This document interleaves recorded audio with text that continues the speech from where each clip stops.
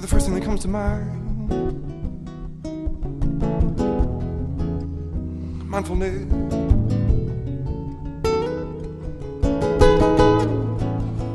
We're all one body, we're all one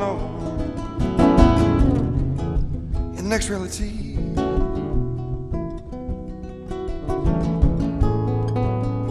We're all one body.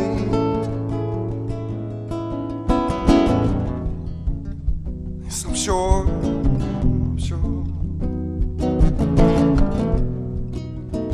Let's be all this. Let's be more.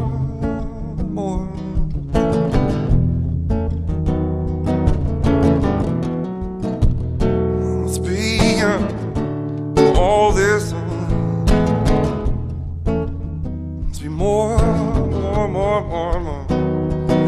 I wanna be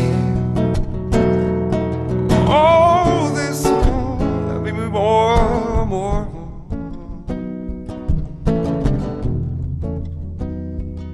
So let's be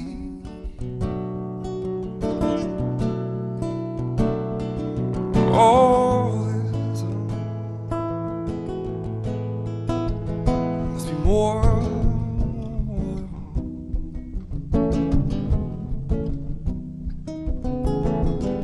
More.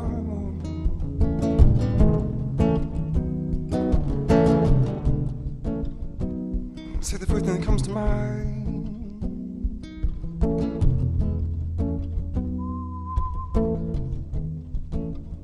Mindfulness.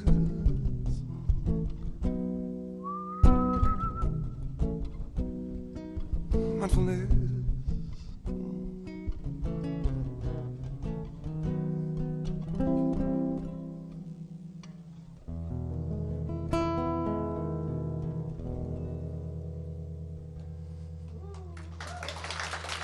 Thank you. Thank you very much.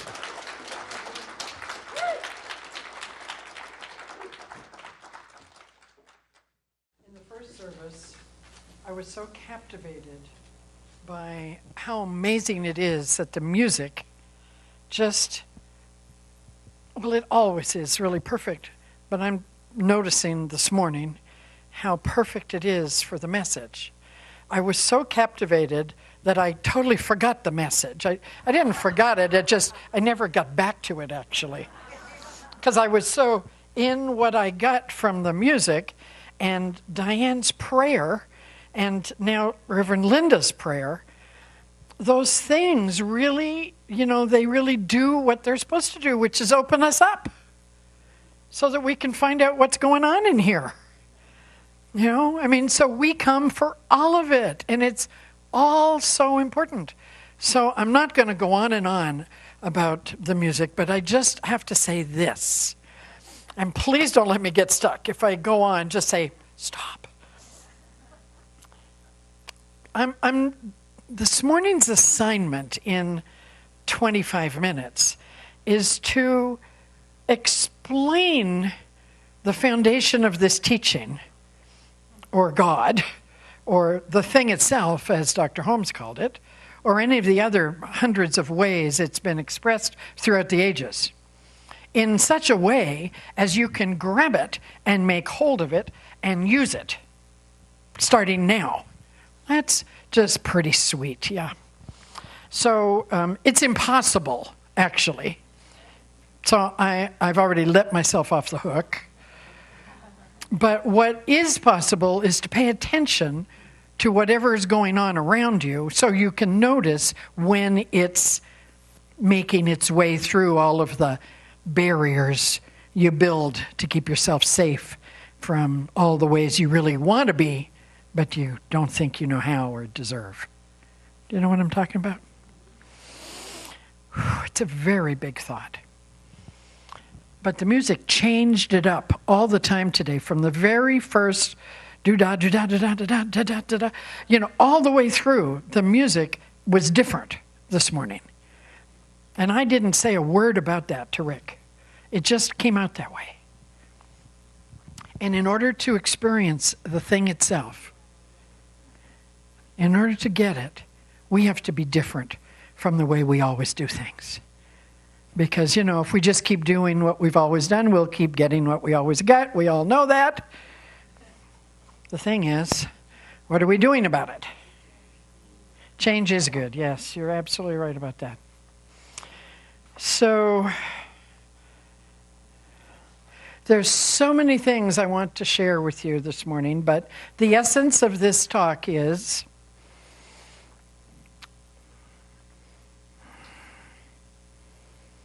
there is a power, there is a presence, there is a reality that we speak about and we sing about and we read about and we go check, check, check. Yes, I agree, I agree, I agree. And as my granny used to say, well, the proof of the pudding is in the eating. And so we know that we're actually believing what we say we believe or think we believe or want to believe or wish we could believe. We actually know that we do believe it when it shows up in our life. That's the way it's in balance. We can't say we are all one and then get persnickety about every single little thing that everybody does and then wonder why it doesn't feel so groovy. We just can't. It doesn't work that way. I can be the way I used to be and the way I still can be, but then I can't expect to live in the land of milk and honey and still do those old things that I used to think I had to do because it's what I learned to do to keep myself safe. So all of those masks or barriers or whatever we call these limits, these ways of playing small, all of those things started out as something important. We learned them as a defense mechanism because we were hurting. But the deal is there comes a time if you keep showing up, and not just on Sunday, but you take a class so you really learn the skills to back up what you hear on Sunday. And you get involved and you volunteer so you can start feeling all that love that we talk about on Sunday. And then you invest in it and you become a member so that you can be a stakeholder in all the stuff we talk about. So that it becomes a way to circulate this goodness. So that's the process. But the truth is that this thing itself is here in and through and as every single thing that's always happening at all times to every one of us, whether we like it or not. Whether it's showing up as comfy, cozy, inspiring, or just sucks. It's all still the thing itself. And the good news is that there is a love and a law to this thing itself. And the love is what the songs were talking about. Come on, there's more here than this little bit that you've decided you deserve. Come on, come and see this more. Come and look at it. Come and hear about it. Try it out. Develop it.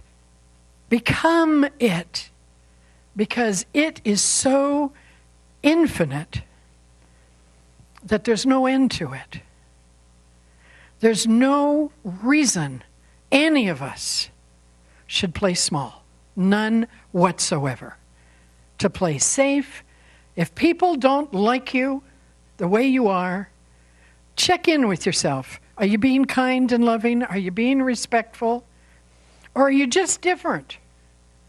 And if you're just different and you like it, well, then just go for it. And don't worry, because, Terry Cole Whitaker says, what other people think of me is none of my business. But if you're indulging in some little old part of you and wanting people to like you or do it your way or their way, you're missing it. So, I've spent years in that other story, and I'm tired of it, frankly, and I'm learning a new one. And so here's what the new one looks like today. There's a love that calls us forward, and there's a law that says what we think, what we say, and what we do, not only does it make a difference, it actually creates the reality that we have out of this infinite amount of possibility. Deepak Chopra calls it pure potential. Out of this pure potential, and I'd love to teach that 7 Spiritual Laws class. That is such a great class. Out of that pure potential, we take as much as we can believe. But in the beginning, we don't believe, and that's normal. In the beginning, I sat at the back and cried. 6 months I just spent in the back weeping. Because when I first came to church. Because I knew that what they were saying was true. I just didn't know how. There was like such a Grand Canyon between me and it. And if I stayed there feeling like I was hopeless and helpless, to be that far away from the thing itself that was being obviously bringing such joy to people, if I stayed back there, then that's my own darn fault. Because I can go from there to here. And we learn how to do that right here in our classes, in our seminars, in our service, in our giving. This is where we learn how to practice the science of mind. And so you're going to be invited for the next 3 months, darlings. So take it as love in action, because, in fact, that's what it is. It's not that we just want your time because we're so needy. No. We want you to share your time because we want to be in communion with you. It's not because we need your money because without it we'll fall apart. No. It's because we want you to feel this infinite flow of goodness so you never feel lack again. Learning how to give requires us to receive. So we want that experience together so that we are all set free from this silly little monkey mind that says, no, I can't. So this law follows your direction. Remember in the movie The Secret, the genie comes out of the bottle and it says, your wish is my command. Well, that's really how it works. You know, God follows us. God calls us forward with the love. Look at this. Imagine if it were true that there is such a thing as the divine presence. Imagine that it is true that there is a reality that is so perfect and everything is in such order that harmony is the only way, and that love is how it expresses, and the law is that as you give, so you receive. Imagine that is true. What would you do with your life? And imagine if you believed it. See, I got to imagine it was true. I was still sitting at the back of the room. I could imagine there was something in me that knew it, but I didn't know how to find that thing. So I started on that journey of 1,000 steps that we're all on, right? We're all on this same big journey together, and we're all doing it in our own unique way, just as the song says, you know, we all have our own piece of that.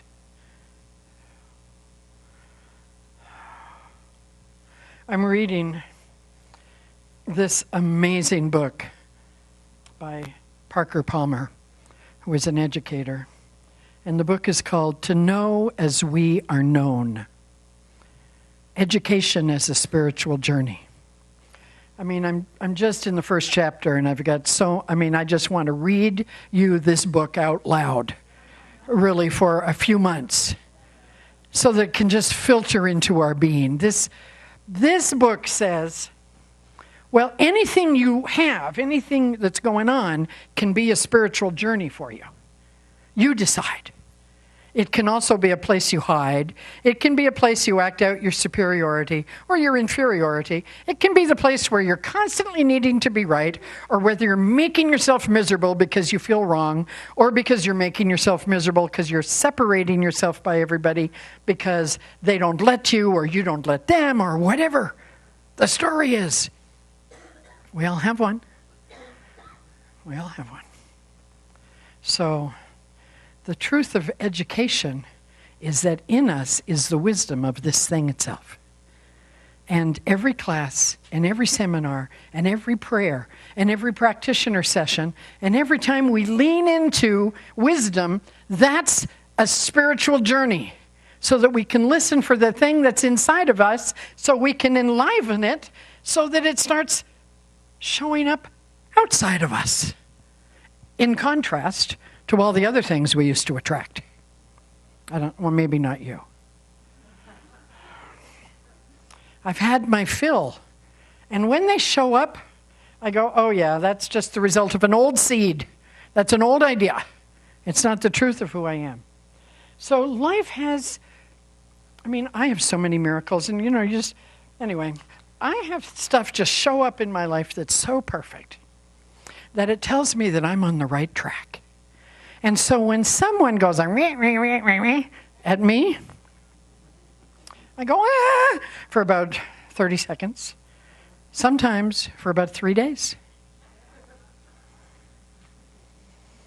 My ex-husband moved to town 5 years ago, and I did it for 4 years. Because I didn't want to deal with that part of me.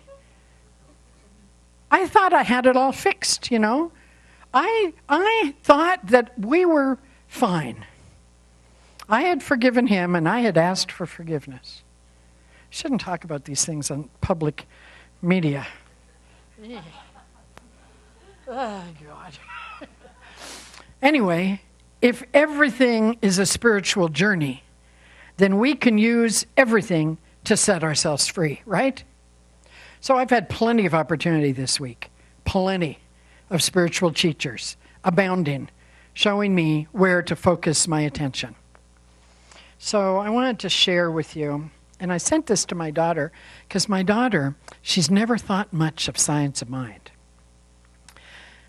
My son reads a book, comes once in a while. My daughter, not so much. But she's discovered Abraham. So I go, okay, well, that's fine.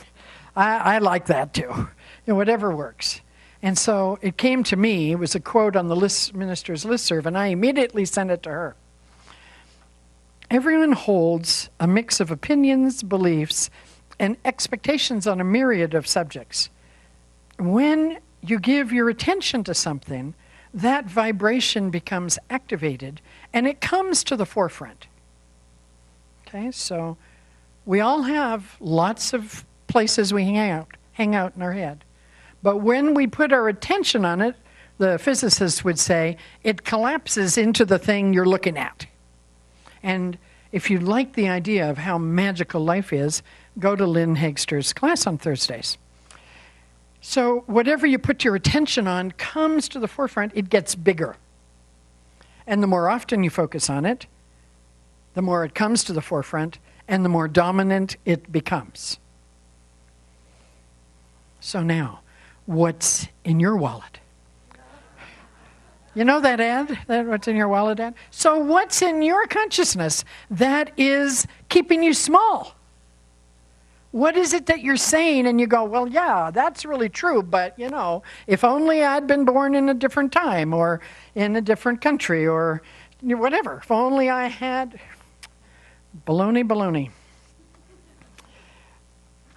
We have a teaching that says what you think matters, that you can change your thinking and your life can change. And actually, the more you practice it, the more you'll recognize it, the more you recognize it, the more you prove it to yourself. That's how we know this infinite thing itself. We know it by proving it to us. So, Abraham and gang go on to say this.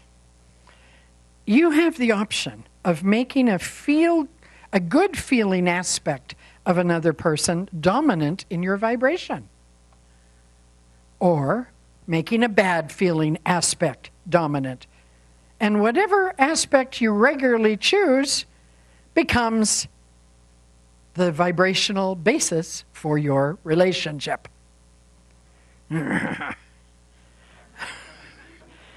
So just imagine. Let's just do one that feels really good. So imagine someone who, when you see them, you feel really good. Just bring them into your mind. Maybe they just did it today. Notice how good it feels. I felt really good with Will Baxter today. Just brought that into my mind. And because I paid attention to it, it grew. And then, because I was paying attention, I actually saw more in it than I had seen the first time. I understood it more deeply because I was attending to something powerful, which is that music helps me shift out of my patterns into a new way to be. I honor that. The minute I honored it, I got wiser. Now, I didn't really get wiser. I just understood more deeply. Do you know what I'm talking about? That's like when we talk to somebody who really gets us, or somebody who's really smart, or who listens really well. The more you talk to people who can catch you that way, the wiser you get, it seems.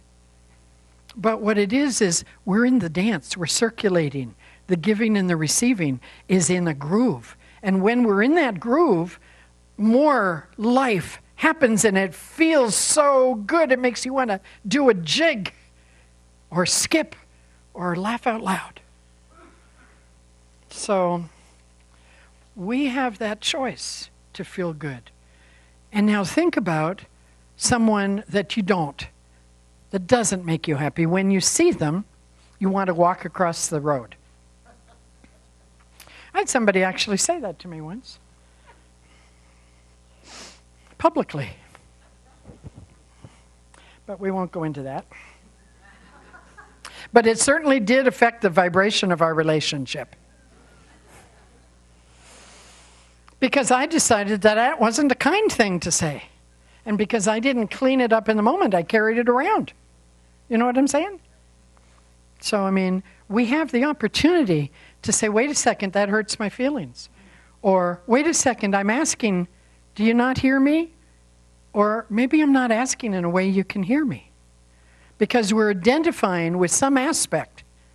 So think about that person that doesn't get you happy. And notice how easy it is to have that feeling grow. It's like in most relationships, we notice what isn't working a lot more easily than what is working. That's a terrible habit. That's just a terrible habit. It doesn't serve the relationship because of this factor. If we focus on what doesn't work becomes more visible, and the more visible it is, the worse it is for us, and pretty soon there isn't a chance for that thing to survive because the story has become fixed. Think about your person on both sides of the good or not happy feeling and tell yourself where would you rather hang out?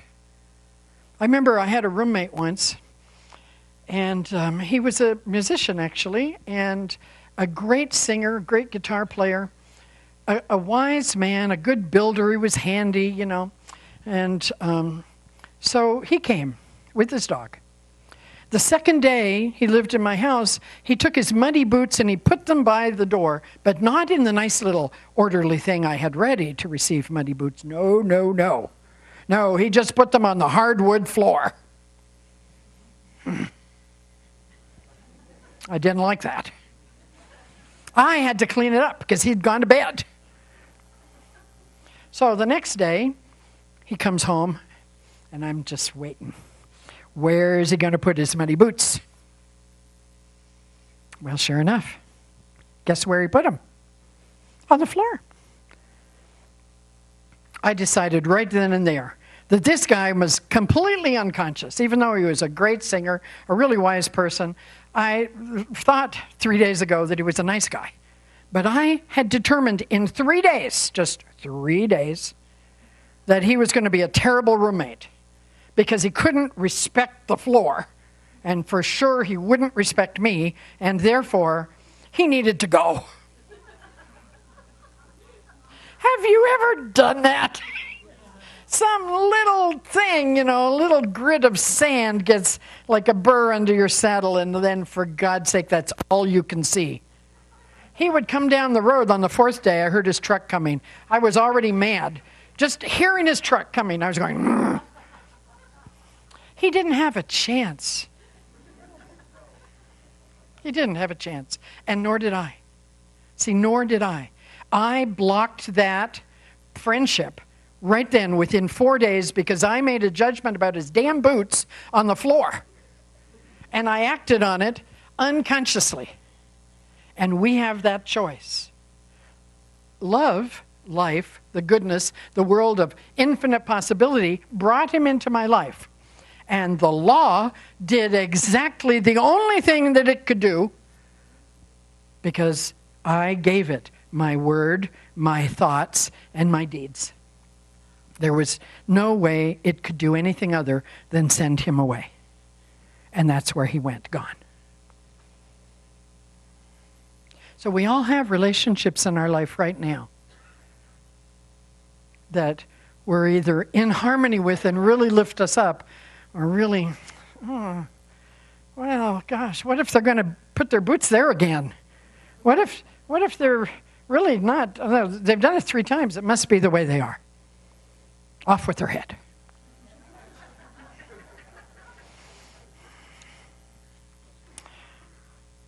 We have a choice how we feel.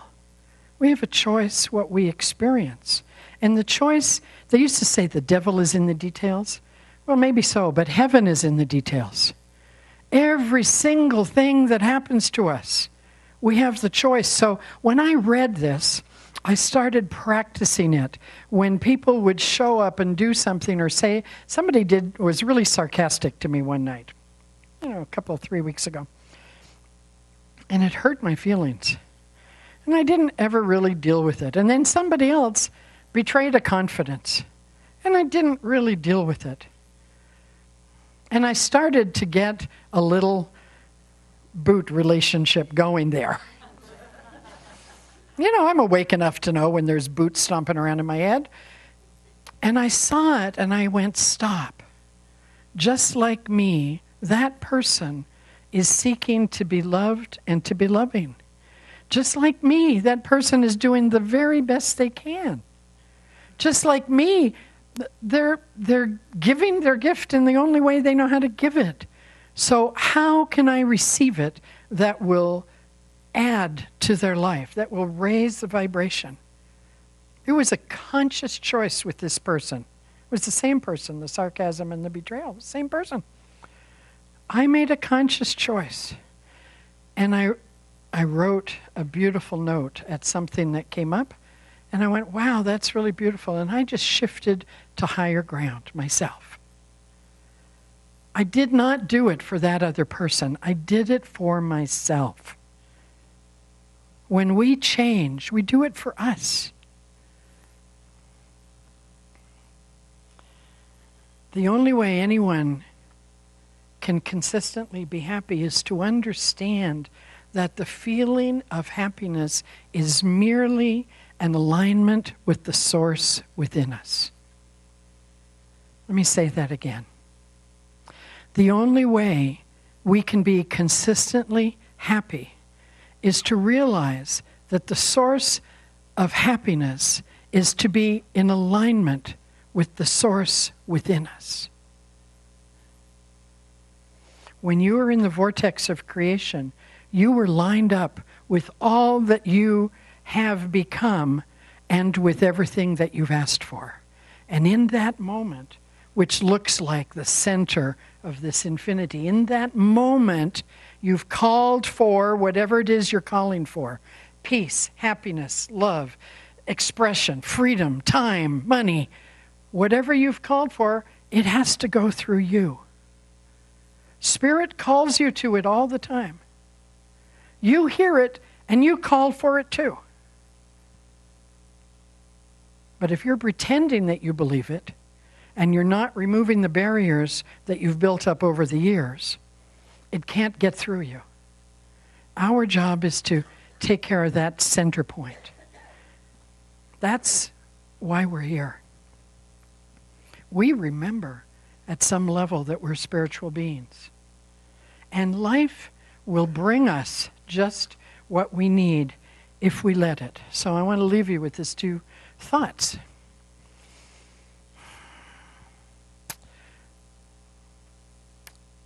Everything is about discipline and devotion at some level. What are we putting our attention on? I looked up in the dictionary this morning.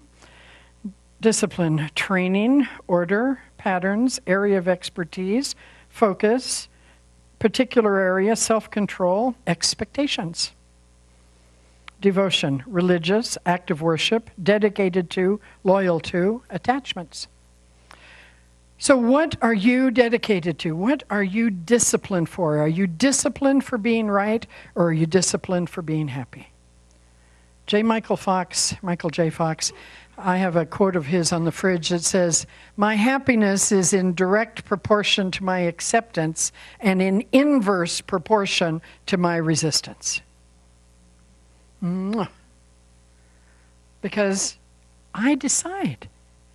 So you can have a manure load dumped on you, but you can decide in there something that allows you to leave it. It's warm. Okay. It's cold out. All right, great, thank you. It's for my good. What do I need to see? Okay, I get it. Do I know how to climb out? Yes, I do. Will I? Yes, I will. So the thing itself is the gift, but what we do with it is up to us. And we could do anything with it. We can make it magnificent. David White writes in his book, 3 Marriages, he says, there's no shame in making a mistake. The shame is not making something beautiful out of it.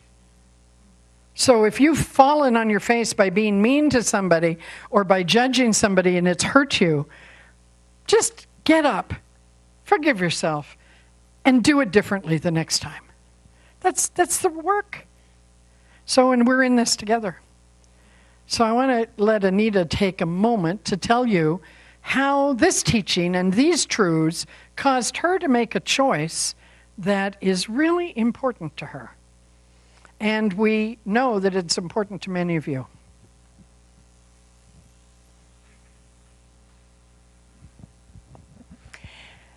So it was probably 12 or so years ago that I first walked into a Science of Mind church, and I liked it, and I stayed.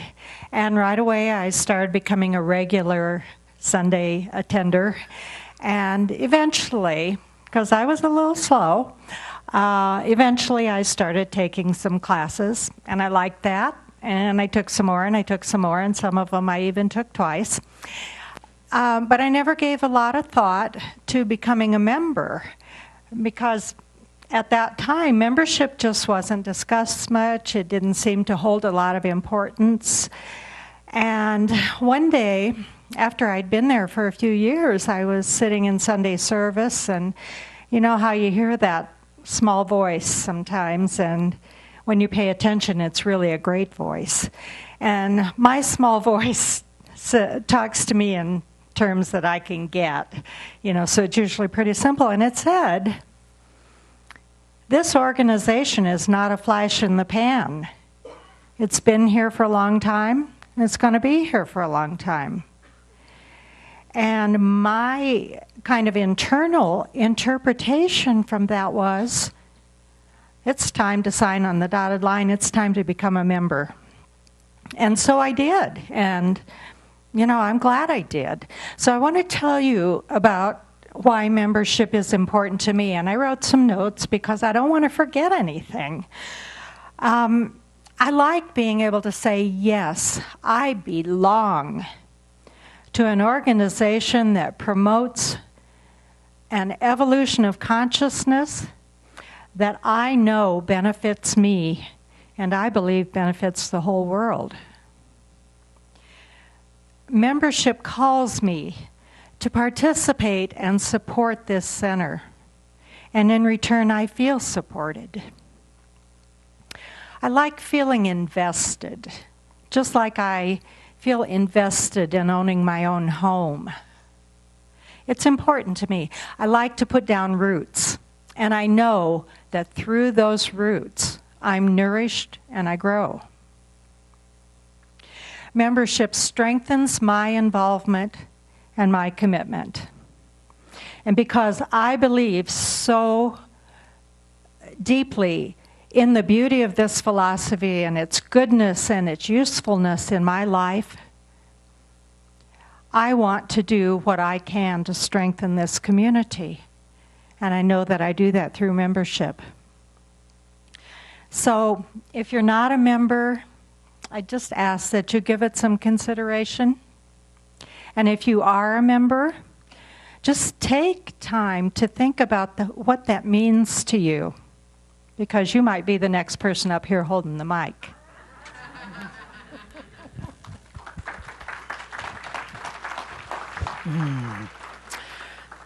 So 5 years ago, my ex-husband moved to town, and on Wednesday I had a family dinner. And the family dinner was my choice, and I invited my son and his wife and their daughters, and he and I invited his mother-in-law, and I invited my ex-husband and his wife. And we've been getting better and better because we're choosing to.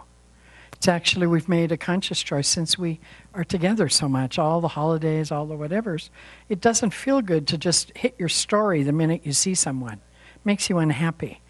So we've decided, we never talked about it, but it's really clear. And I stood in my house this Wednesday, and my heart was so open. I was so grateful that I could be there with my ex-husband and his wife. And I can't tell you the number of painful things that we've experienced. Really, a really hard time, a long time ago. And I'm so grateful that they were in my house. And then the next morning, I get an email from him saying, I am so glad you invited us. We had a wonderful time. It was so wonderful to be together, all of us, in your home. It was so comfortable and inviting and warm. Thank you so much. And for me, that's an example of what's possible when we lean into the thing we want instead of give our attention to the thing that we don't like anymore. So that's the invitation. Find the good and praise it. So let's pray together. I invite the practitioners and I invite the community to do this inner work.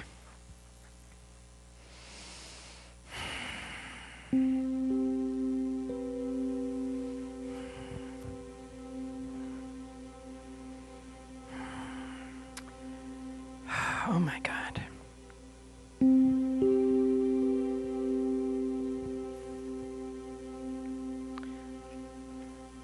If we truly understood and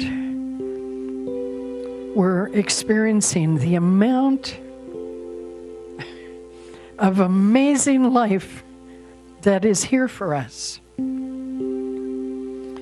we would be sending out the vibrations of peace and love and compassion around the world. And we would live in peace, and I know we will. We are on that journey to peace on earth, and it starts with me, in my world, and with each of us, in our worlds.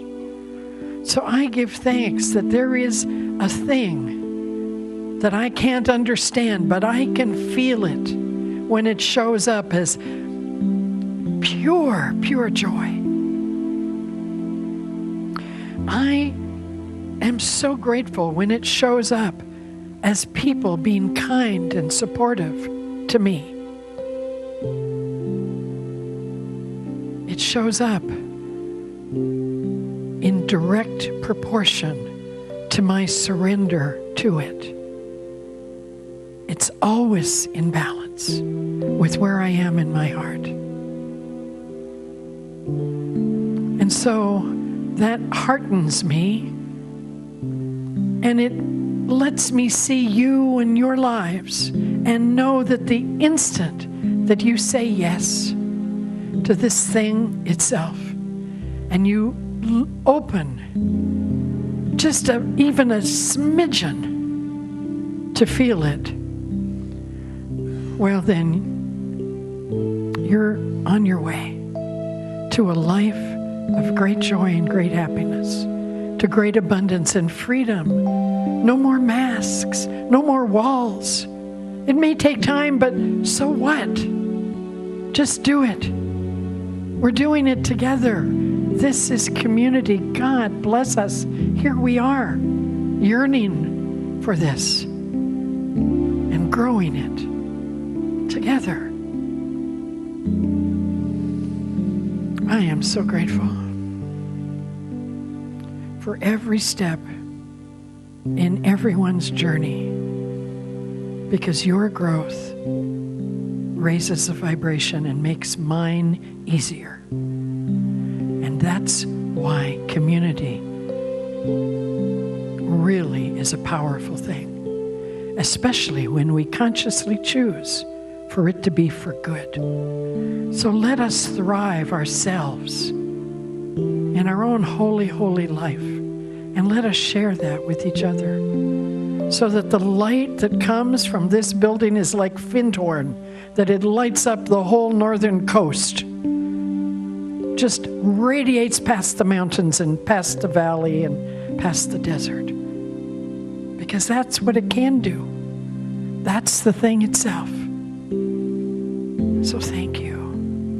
Thank you, life. Thank you, each of us. And we let it be that way in our conscious mind today, because we can, because we want to, and because it's our purpose.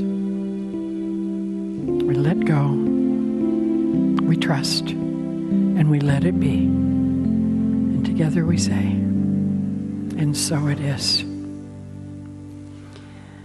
I am so blessed